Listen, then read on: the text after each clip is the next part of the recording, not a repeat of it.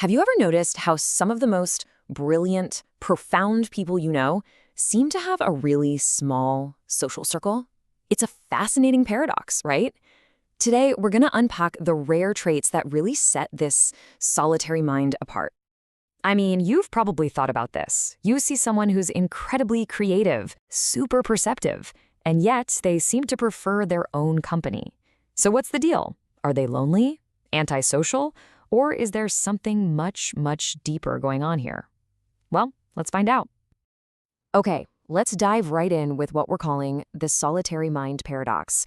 It's this seeming contradiction, between having this incredibly rich inner world and what looks like a kind of sparse outer one.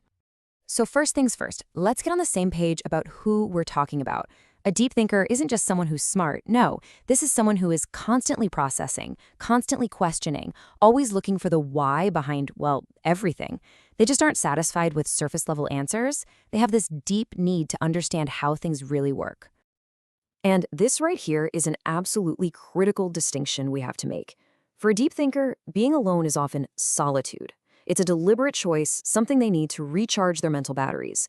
This is completely different from loneliness, which is that painful feeling of being disconnected. So you see, they're not really avoiding people, they're actively embracing quiet. All right, so how does this actually play out in their day-to-day lives? Let's take a look at the traits that shape their reality, starting with the unique way they see the world.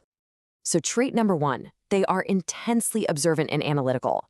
A deep thinker's mind is always on. They're not just passively seeing the world, they're actively deconstructing it. They spot these subtle patterns nobody else sees. They question the social norms that most of us just accept, and they can't help but analyze every little interaction. Honestly, it's got to be mentally exhausting. This quote just nails it perfectly. It's not that they are antisocial, they are anti-superficiality. Let that sink in for a second.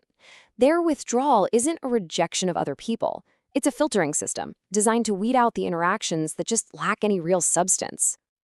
So if they're anti-superficiality, what does that actually mean for their relationships? This next section gets into their pretty unique approach to human connection. It really all boils down to a few key things. They crave authenticity, both in themselves and in others. This makes them, and I'm not kidding, practically allergic to small talk. Forget the pleasantries about the weather. They prioritize meaningful conversations, a real exchange of ideas. For them, the quality of a connection will always, always beat the quantity. And you can just see the massive gap they face in everyday social life. I mean, most conversations are just skimming the surface, right? But the deep thinker, they want to dive into the why. This conversational divide can make them feel totally out of sync with everyone else, which often leads them to just opt out. So here's the most important point, the big takeaway. Let's reframe how we see their behavior. It's not a negative thing. It's not them rejecting people. It's actually a positive, proactive choice to save their social energy for interactions that are actually nourishing for them. They're just curating their life. Okay, let's bring this all home. In this final section, we're going to see how these very traits, the ones that can lead to a more solitary life, are actually some of their most powerful strengths. And here it is, the ultimate reframe for the deep thinker. Solitude isn't a bug, it's a feature. It's not a system error or some kind of social failure. It's a core part of their operating system. It's the space where they process everything, where they come up with new ideas, and where they connect with who they really are. It is an absolute necessity, not a deficit. And this way of being, it creates an incredibly rich inner world and a fierce sense of independence.